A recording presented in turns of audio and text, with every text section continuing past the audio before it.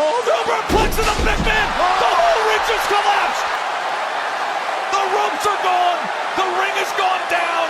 Laid out.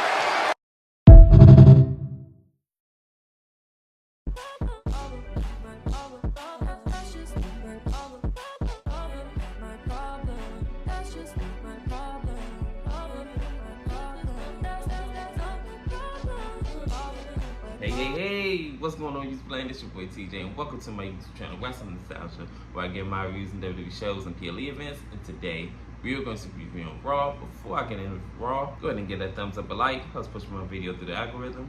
Without further ado, let's go ahead and get into my review of Raw. So, we open up Raw with Jey Uso, the Intercontinental Champion. And before he gets to the ring, you know, he's out in the rafters or whatever, and his son was with him, and I thought that was really, really nice. So he comes out, he makes his entrance with the Intercontinental Championship, and he said, yeah, I finally did it, Uso, and, you know, he had a moment with the audience and everything like that, and then he also said something about, you know, his mom is his #1 fan, and she wound up saying that go out there and do it, and he did it. So this is when Bron Breakker comes out, and I ain't gonna lie, I thought that he was just gonna drop that mic and spear him. But Bron Breakker winds up coming out, and he basically said that, in a nutshell, that the next man to ever take the championship off of me is gonna earn it and deserves it. And he said that, hey, you did your thing. So before he leaves the ring, this is when Jey Uso said, hey, before you leave, you know what I'm saying, there's some dogs in this house, Uso, in Indiana. So they start barking and everything like that, and Bron Breakker leaves. So I don't know where they're gonna go with this. We're gonna see if the rivalry ends right here, or they're gonna keep it going until whenever they gonna, you know, gonna keep going. But that's where this segment ends.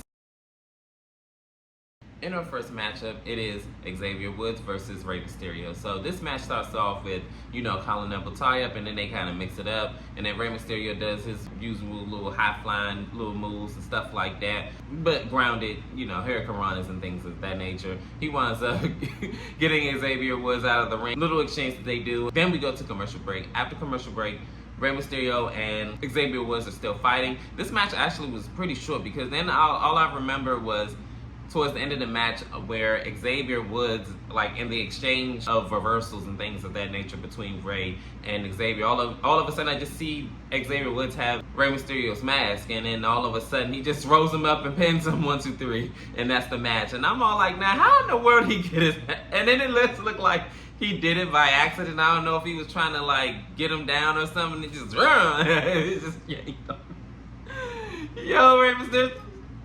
I'm like, dude, why are you still doing this? We already know what your face look like. We could go literally on the internet and look up Rey Mysterio's face, and it's gonna be right there. Like, what are we doing here? Like, we're still acting like showing your face is a thing.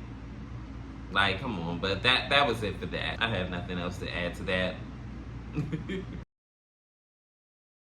In this next matchup, it is Lyra Valkyria versus Zoey Stark. They start off, you know, Colin Neville tie-up and, you know, mixing it up in the ring and everything like that. Towards the commercial break, Lyra Valkyria gets the better of Zoey Stark, and she winds up sending her out of the ring. And then when we get back in the ring, Zoey Stark's kind of have her reeling and everything like that. Towards the end of the match, Shayna Baszler winds up distracting the referee so that way Zoey Stark can get the unfair advantage.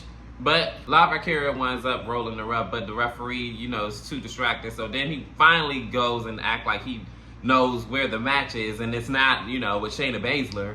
So as the referee's counting, somewhere somehow he winds up like still like on the ground or something like that, but he didn't see Sonya Deville kick Lyra Valkyria. And then this is when Zoey Stark winds up doing her Z360, and then 1, 2, 3 she wins this match. Then after the match, it looked like Lyra Valkyria was about to go ahead and get a beatdown from Pure Fusion Collective, but this is when the party girls, I'm not gonna lie, I forgot their names, came back, and they wound up helping out Lyra Valkyria, Katana Chance, and Kaden Carter. My bad, I kind of forgot their names.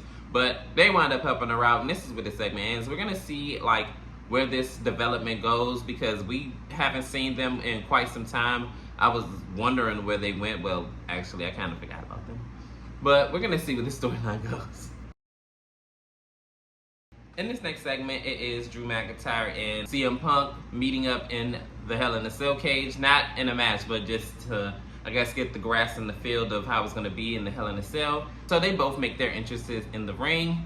and the cell is already like lowered down around them. So CM Punk goes ahead and he says, for the past 10 months, y'all already see what I'm talking about, and you know, everything like that with CM Punk, and he's not a good person and everything like that, and for whatever reason you guys just go ahead and just keep chanting his name like a bunch of idiots. And he said at Hell in a Cell, now I'm going to go ahead and permanently retire CM Punk, not just injure him and just put him on the show for a couple of months. He's going to be permanently injured, and yeah, see you in hell. So then this is when CM Punk says that I have nothing to say to you, and he said that he been in hotel rooms for like, I guess, the past couple of months because he don't want to show his wife. CM Punk doesn't want to show his wife the type of man that Drew McIntyre turned CM Punk into, but he said that's the type of the person that I'm gonna have to be in order to beat you in Hell in a Cell. So when everything's said and done, you're gonna be praying to me to show you mercy. And then CM Punk says, see you in hell. We're gonna see at Bad Blood who's gonna win between CM Punk and Drew McIntyre. This is definitely personal, and we're gonna see what's gonna be the outcome of these two in the Hell in a Cell match this coming Saturday. In this next matchup, it is a 6-man tag. It is LWO versus the Judgment Day. So I'm gonna just go ahead and wrap this up because it was like a lot going on. It was hard to keep up with. But in the first half of this match, LWO is taking control of the match, and they are being aggressive up towards the commercial break where they all hit their high flying moves. I love that little 450 splash that Walking Wild did. And then towards the end of the match, after the commercial break, it looked like Walking Wild was going to go ahead and wrap this up after like an amazing, like a lot of high spots and everything like that and death-defying moves. Going to go ahead go for another 450 splash on JD McDonough, but Finn Balor winds up coming out and hanging Walking Wild over the ropes, and then JD McDonough hits his finisher on 1, 2, 3. The Judgment Day ends up winning this match. It's about time they start winning matches, because for them to be this dominant faction, they've been going out like losers, so it's about time. And JD adds a little bit more validity to their group, so hopefully this continues, being as though that he has a matchup coming up against Damian Priest this coming Saturday at Bad Blood. In this next segment, it is the Judgment Day, and Finn Balor basically says that at Bad Blood, he's going to show Damian Priest that he's the one that needed the Judgment Day, not the other way around. This is when Liv Morgan follows up, and she said that at Bad Blood, I'm going to retain my Women's World Championship and show the world why I'm home wrecking, title stealing son of a gun. Now I'm like, girl, you Ric Flair now. Charlotte nowhere in sight. But anyway, this is when Rhea Ripley comes out. She says that I know Dom's little secrets and that he's definitely afraid of being claustrophobic. While he's suspended in the air in the cage, he's going to be soiling himself, and he's going to have the best seat now to see me win back the title that I never lost. And I think time of talking is done. So this is when Damian Priest goes ahead and attacks the Judgment Day, and Rhea Ripley attacks both Dom and Liv Morgan. And I'm just thinking to myself, 2, 4. The math ain't mathing. Wait a minute. Or is it 5? Okay, 3. Yeah, 4. How in the world are y'all getting y'all tail handed to y'all by 2 people? Liv, you're the same one that sat up there and went toe to toe with Ronda freaking Rousey. How in the world are you running away from Rhea Ripley?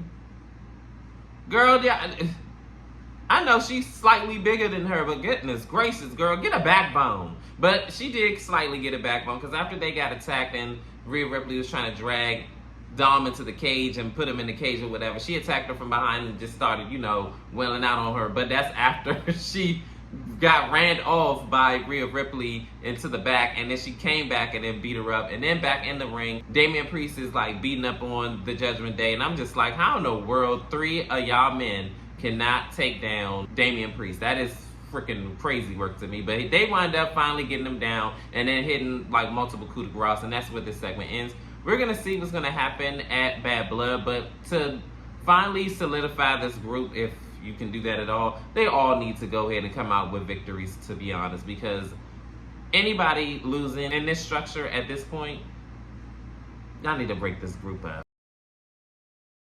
In this next matchup, it is Kofi Kingston versus Chad Gable.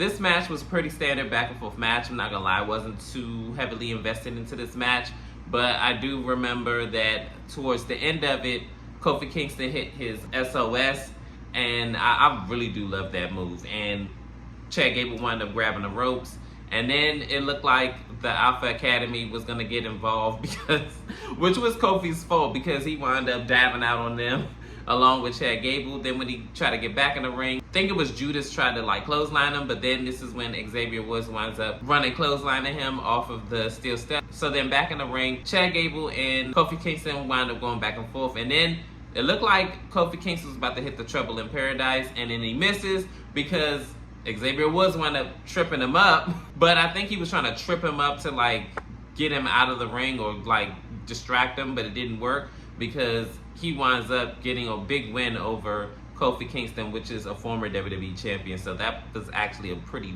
big win, and it looked like we're still planting some seeds for the New Day's eventual breakup. So we're gonna see what's gonna happen. In this next segment, it is Gunther, and he comes out and he says, I love being world champion, I love the perks that it comes with and everything like that. This is when Sami Zayn comes out and he says that you've been ducking and dodging me for months now, like I want my world championship match. Why are you not giving it to me? Why don't you tell these people? So this is when Gunther says that you're not on my level. Sami says that if I'm not on your level, why did I beat you for the Intercontinental title? Once I beat you for the Intercontinental title, you didn't even ask me for a rematch. Tuck your tail between your legs and you hid for months off of WWE TV. You know I can beat you, this, that, and the third. You are afraid. So this is when Gunther says that I am afraid, but not of you, but for my reputation. Because if I get beat by you again, getting beat by you was an embarrassment on my record. And at WrestleMania, you know how embarrassing it was for you to beat me in front of my family? See, your family is used to you being a loser. I was like, your family's used to seeing you lose. My family used to see the very best out of me, and I had to look my father in his eyes and tell him that I got beat by a bum. I was like, damn. I'm gonna just go ahead and cut it short because I can't even get through this. He wound up clotheslining Sami because I forgot what Sami said to him, but I just sit here in tears. But he wound up getting clotheslined and powerbombed and beat up and beat on. Well, they actually had a little bit back and forth first because Sami tried to hit the haluva kick and then the Bexploder or whatever the little thing that he does in the corner. Then when he set up for the haluva kick, he winds up getting clotheslined and powerbomb. Then Gunther says that you want this champion so damn bad, you got it. So I guess at Bad Blood, it's going to be a world championship match. It's going to be Sami versus Gunther. And it's about damn time because for this last minute added match, it's like, we knew it was coming. Did you have to go ahead and go through hurdles like this just for this match to be? Hell, you could even had a #1 contender match for all this, like weeks ago. But hey, they're here now. In this next matchup, it is a tag team match. It is Awesome Truth versus AOP. So this match was pretty wild. I'm gonna just go ahead and skip on to the end because this match I wasn't invested in either. Like, I hate the fact that Raw is 3 hours. This is ridiculous. So towards the end of the match, after R-Truth wound up getting beat down by the Authors of Pain, he winds up tagging in The Miz. The Miz winds up like, yeah, and all this other crazy stuff. And I'm like, something up with this. So then he wound up kicking R-Truth in the face and then rolling out of the ring. And Karrion Kross, I've never seen him smile so hard in my life. And he ends up, and this is all his fault anyway, because he always planting bad seeds and wind up using his magic of darkness and all this other crazy nonsense to do this. But you know what? I'm okay with that. R-Truth winds up getting hit with the powerbomb into a neckbreaker, and 1, 2, 3, AOP winds up winning this match. So finally, they pulled the trigger on somebody's heel turn, because this whole keep teasing in like 3 and 4 to 10 months and stuff. Like this, everything does not need to be long and drawn out and done in 8 months. Like, come on, like we're not making a baby here. Like we could go ahead and tell a story in short fashion. Like, Triple H is so frustrating sometimes, but that's all I have for that. finally, we are here at the main event. Last monster standing, Braun Strowman versus Bronson Reed. So this match already started off chaotic. They already are coming in swinging. Matter of fact, I think Braun Strowman just wind up clothesline right off Bronson Reed. They wind up going at it and being combative. Somehow they wind up spilling over outside of the ring. Braun Strowman winds up choke slamming Bronson Reed, but that does not keep him down. Then after the commercial break, because we go into the commercial break after this, they wind up still fighting on the outside. Well, inside the ring, then they wind up going outside. They are fighting and fighting and fighting. I remember at one point in time, Bronson Reed wind up having Braun Strowman on his back, and then he wind up doing the firearms carry and through the table outside of the ring, and then they wound up just fighting. Then we go to another commercial break. I remember at one point, Bronson Reed wound up sparing Braun Strowman through the barricade, actually 2 barricades. And for whatever reason, the referee was just outside of the ring worried about the barricade. I'm like, that's what security's there for. You need to be doing your job in the ring and counting the 10 count, because I think Bronson Reed would have won this match had it not been for the referee, because he hit like 3 tsunami splashes off the top rope, but for whatever reason, the referee acts like, you know, it's like, I don't know what the hell going on with the referees, man. But anyways, push come to shove, Braun Strowman winds up getting back up, and he was fighting on Bronson Reed. He winds up getting on the top rope, but he took way too long. Bronson Reed winds up throwing a chair at Braun Strowman's head, and then he winds up doing the superplex. The referee makes the count, and surprise, surprise! Seth Rollins winds up coming out, curse stomping Bronson Reed, and Braun Strowman winds up getting up before the 10 count, making him the last monster standing. So that was the end of this segment. We're going to see what's going to happen between Braun Strowman and Bronson Reed, if this is going to be it, and that's it for their rivalry, or they're going to continue this. I have a feeling that this rivalry is over between Braun and Braun, you know, the Bronzes, and the rivalry between Seth and Bronson Reed is just beginning. I think Raw was decent, actually. It was alright, but you know, nothing to take home about. This is actually fairly weak to be like right before Bad Blood, but hey, I mean, that's just my thoughts and opinions on it. But comment down below, how did you feel about Raw? Did you like it? Did you love it? Did you hate it? What's on earth? Leave it in the comments, and as always, your love and support is always greatly appreciated. And welcome, and peace. TJ, I'm out. You're so pretty.